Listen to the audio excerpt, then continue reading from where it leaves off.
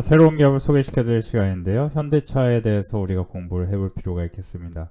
특히 현대차 그룹의 상승은 지금 PER 관련주의 상승과 맞물리는데요. 제가 1월 30일부터 현대차 기아의 주주 환원 정책 강화와 정부의 기업 밸류업 정책으로 SL 같은 기업을 눈여겨보셔야 되고, 하나갤러리와 현대차를 특히 눈여겨보셔야 된다고 1월 30일에 저희 빅데이터 클럽에 교육을 시켜드렸는데요. 이 현대차 그룹의 상승이 지금 과한 부분이 있는 것 같지만, 실제로 좀 디테일하게 놓고 보면은 현대차의 추가 상승 가능성도 한번 고심을 해봐야 되는 상황입니다. 해외 언론에 따르면 현대차 인도법인은 IPO를 추진 중이고, 인도법인의 가치가 220억 달러, 280억 달러로 구주 매출이 15억 20%로 현대차에 유입되는 현금은 56억 달러. 그래서 이제 보수적으로 봤을 때 30억 달러로만 계산을 해도 이게 이제 현대차가 유입되는 자금으로 EV 자율주행, 전기차와 자율주행에 대한 투자를 주주환원 정책 강화 추진 가능하면서 향후 현대차의 미래 사업 투자에 자본시장을 적극 활용할 것이고, 우리가 중국을 보고 인도를 투자해야 되는 건데, 중국의 경제 성장률이 굉장히 높은 때가 2007 금융위기 직전까지였습니다. 당시에 우리나라에 가장 큰 상승을 보인 기업 중에 하나가 화장품이었어요. 화장품. 그렇죠? 그래서 실제 우리가 2007 금융위기 직전까지 여기서 보시면은, 코스피 상황을 보시면은 2007 금융위기 전까지 우리 증시는 500, 1002 사이였습니다. 근데 순식간에 2000까지 올랐다가, 당시에 이제 차화정 장세가 금융위기 끝나고 왔었고, 금융위기 전에는 철강, 특히 포스코, 그리고 조선, 현대중공업, 삼성중공업, SGS조선해양, 그리고 대우조선해양, 이런 기업들이 퍼 100배까지 갔었어요. 퍼 100배, 퍼 30배 그 사이까지 지금의 에코프로의 급등과 맞물리는 겁니다. 근데 지금 그러니까 이제 에코프로가 급등하고 급락 나오는 것처럼, 당시에도 삼성중공업이 급등했다가 다시 급락 나오고 여기서 반등을 했지만 시장의 주도주는 바뀌었습니다. 이때는 조선, 철강, 건설, 특히 지금은 이제 DL 건설로 바뀌었지만 대림산업과 GS건설 또한 20배 가까이 올랐었습니다. 그 이후에 차화정 장세가 시작되면서 자동차, 현대기아차가 올랐고, 그리고 화학, 특히 이제 태양광 관련 사업을 하는 SKC라든지 한화케미칼, 이런 기업들이 굉장히 크게 올랐죠. 차화정이니까 정유하면 이제 S오일 같은 기업도 당시에 많이 올랐습니다. 그 이후에 여러 시장 상황은 이제 다 얘기하면 좀 길어지니까요. 그 이후에 이제 지금 이제 시장 상황이 이렇게 바뀌었는데, 우리 증시가 이렇게 많이 성장을 했는데, 그 과정 속에서 지금 바닥권에서 반등을 하는 주식 중에 하나가 현대차. 그게 PER이 현대차가 오늘 오른 것까지 다 포함하면 5.0배입니다.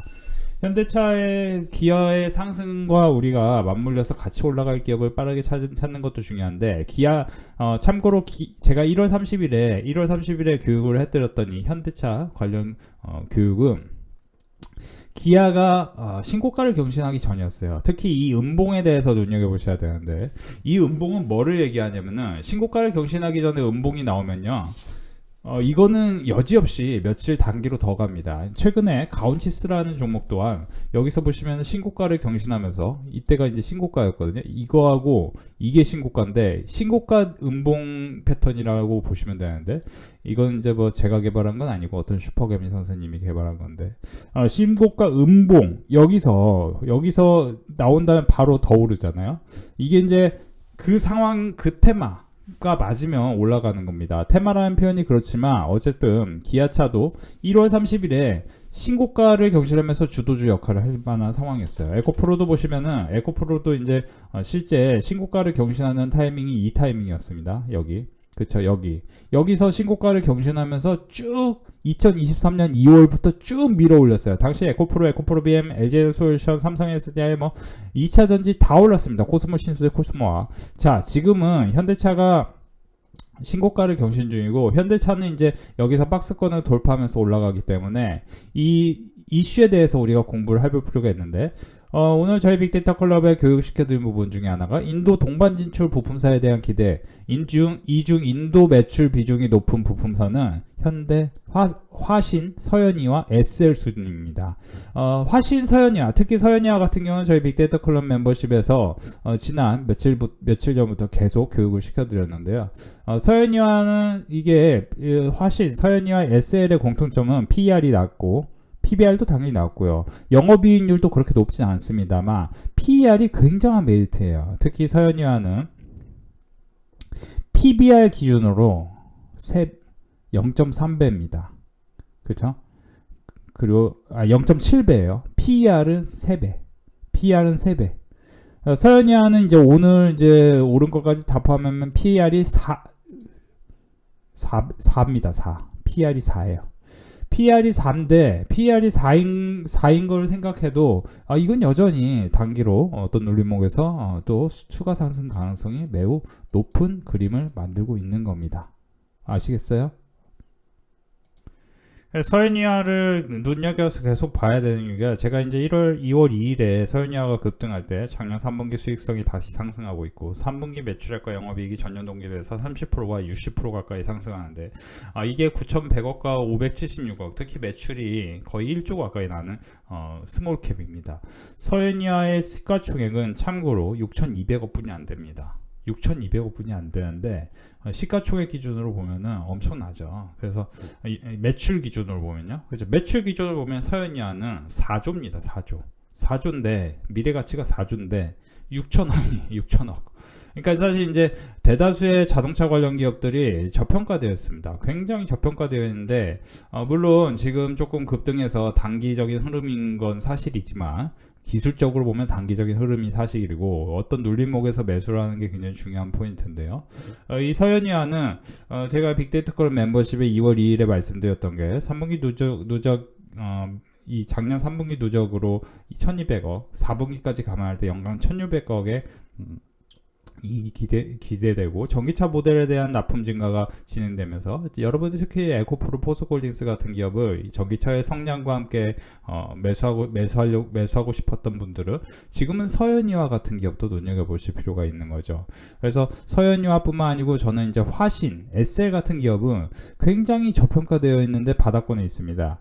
이게 저평가되어 있는 거를 여러분들 이제 차트로 봤을 때는 바닥권에 있는 거는 여러분들도 같이 보실 수 있는데 SL 같은 경우 보시면은 원래 뭐예요? 2022년에 2천억 영업이익을 벌던 회사가 2025년에 되면 4,600억까지.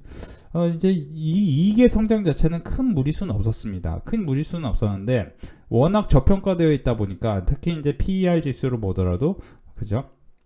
EPS가 7,800억. 그러면 10배 기준으로 78,000원인데 지금 얼마예요? 36,000원입니다. SL.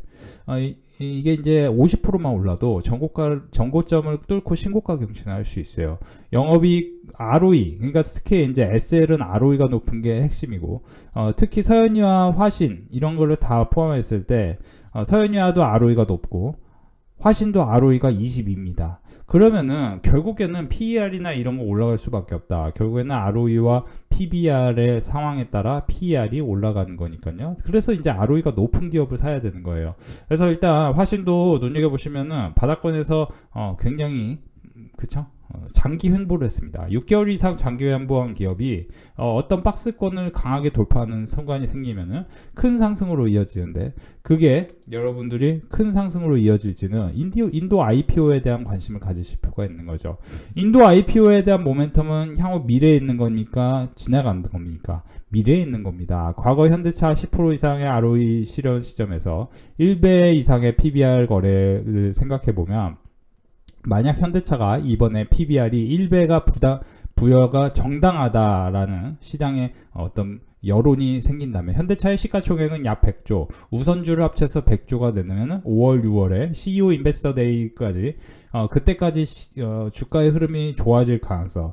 단순하게 2월에만 주온 게 아니고 계속해서 눌림목이 생겼다 올라가고 또 눌림목이 생겼다 올라가고 이 주가의 흐름은 이게 이제 저는 지금 현대차의 흐름은 기아의 흐름은 사실 솔직히 말씀드리면 약간 이런 흐름이라고 보여져요. 이런 흐름. 그러니까 단기로 한 번 더 상승이 크게 나오면 끝나는 거고, 상승이 크게 안 나오면은 오히려 눌림목이 생겼다가 한 번 더 올라갈 수 있는. 그리고 현대차 같은 경우도 박스권을 신고가를 경신하면서 올라가는 형태가 아니고 매물 벽이 굉장히 많기 때문에 25만 원과 27만 원 라인을 돌파하는 어떤 흐름이 이어질 거고, 그 흐름에 따라서 눌림목이라는 건 분명히 생길 겁니다. 그러면 당연히 화신, 서현이와 SL 같은 기업은 또 기회를 만들 것이고, 이거를 이제 인도 IPO 관련 기업으로 매수를 하는 사람들은 인도 IPO에 대해서 지금 시장에서 아무도 몰라요, 사실상. 그러니까 여러분들이 제 영상을 보고 구독, 좋아요 누르신 분들은 처음 알고 계시는 거고, 저희 빅데이터 클럽 멤버십에 이제 먼저 교육을 시켜드린 거고, 서현이와는 제가 2월 2일부터 교육을 시켜드린 거죠. 자, 이제 하이비전 시스템 같은 경우도 이게 우리 빅데이터 클럽 멤버십에서 23,000원 부근에 매수를 했어요. 매수를 했는데 한번 오르길래 매도하라고 했고, 오늘도 24,500원에 매도를 하라고 했습니다. 이거는 계속 종가 기준으로는 지지는 하고 있지만 거래대금이 4천억 터진 게 인상적이죠. 서인이와도 거래대금이 4천억 터지고 눌림목이 생긴 다음에 올라간다는 논리를 제가 얘기를 하고 있는데, 하이비전 시스템은 아무래도 기술주기 때문에 이게 이제 일단 모멘텀은 굉장히 많습니다. 저평가 플러스 기술적으로 보면은 박스권을 돌파하고 있기 때문에 저희 빅데이터 클럽 멤버십에서는 매수해서 수익이 나는 상황인데요. 났었고요. 근데 두 번째 리스크를 한번 생각해 보면 피크아웃 리스크가 있어요. 만약에 피크아웃 리스크가 생기면은 2만 원을 하회할 수 있는데, 이 지점은 아무래도 손절 라인이라고 생각을 하시고 이런 지점에서는 눌림목에서 매수를 해보는 전략도 나쁘진 않겠죠.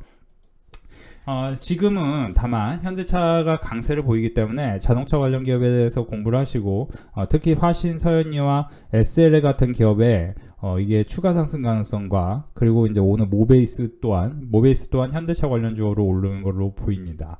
모베이스도 사실 어떤 눌림목이 생긴 다음에는 강한 상승으로 이어질 가능성이 높은 기업인데, 다만 여러분들이 이런 기업을 매수할 때는 사실 모베이스가 진짜 좋은 기업인지 안 좋은 기업인지 이건 따로 공부를 해볼 필요가 있습니다. 그거에 대해서 공부를 하기가 힘든 분들은 빅데이터 클럽 멤버십에서 함께 하시는 게 좋겠고, 우리가 현대차에 대해서 지금 과거에 현대차가 10% 이상 ROE 실현 시점에서는 PBR 1배가 이상이 아주 이제 합당하다라는 얘기가 있었습니다. 다만 이제 우리가 ROE가 지금 어떨까요?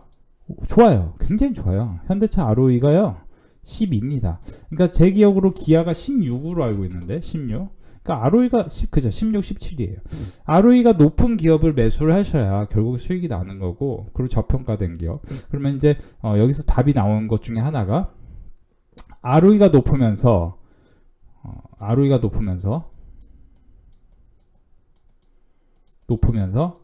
PER이 낮은 기업.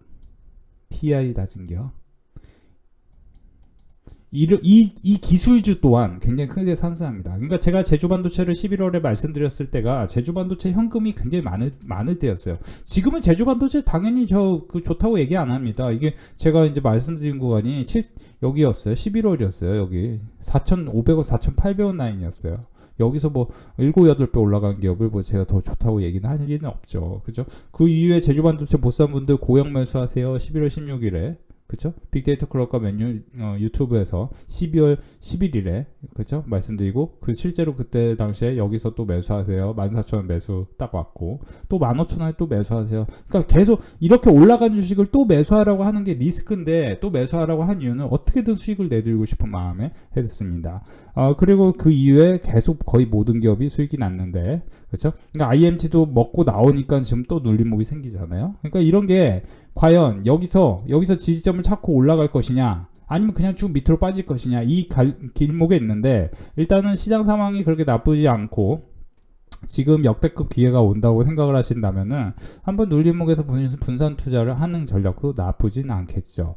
자, 일단은 우리가 여러분들이 현대차에 대해서 상승폭이 계속 이어진다라고 생각을 하고, 인도 IPO에 대한 기대감이 크다 하면은 현대차, 화신, 서현이와 SL에 대해 관심을 갖고 계속 보시는 전략